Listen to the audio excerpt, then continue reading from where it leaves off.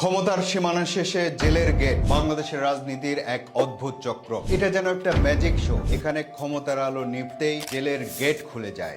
ক্ষমতা হারালেই কোনো না কোনো দুর্নীতির অভিযোগে রাজনীতিবিদদের ঠাঁই হয় জেলখানায়। এখানে ক্ষমতা আর জেলখানা যেন একে অপরের ছায়া। হোসেইন মোহাম্মদ এরশাদ সেনা শাসক থেকে রাজনীতির মাঠে নামা এই নেতার ক্ষমতার শেষে একগুচ্ছ দুর্নীতির মামলায় ঠিকানা হয়েছিল জেলখানায়। খালেদা জিয়া সাবেক প্রধানমন্ত্রী ও বিএনপির চেয়ারপারসন ক্ষমতার বাইরে চলে যাওয়ার পরই দুর্নীতির মামলায় ঠাঁই হয় কারাগারে। ১/১১ সেনাবাহিনী নিয়ন্ত্রিত সেই সময়টাতে বিএনপির চেয়ারপারসন খালেদা জিয়া এবং আওয়ামী লীগ সভানেত্রী শেখ হাসিনা সহ বহু রাজনৈতিক এবং ক্ষমতাবান ব্যক্তির স্থান হয়েছিল জেলখানায়। ৫ আগস্ট ২০২৪ ছাত্র জনতার আন্দোলনের মুখে পালিয়ে না গেলে শেখ হাসিনাকেও এমন একটি পরিণতি হয়তো বরণ করতে হতো এবারও।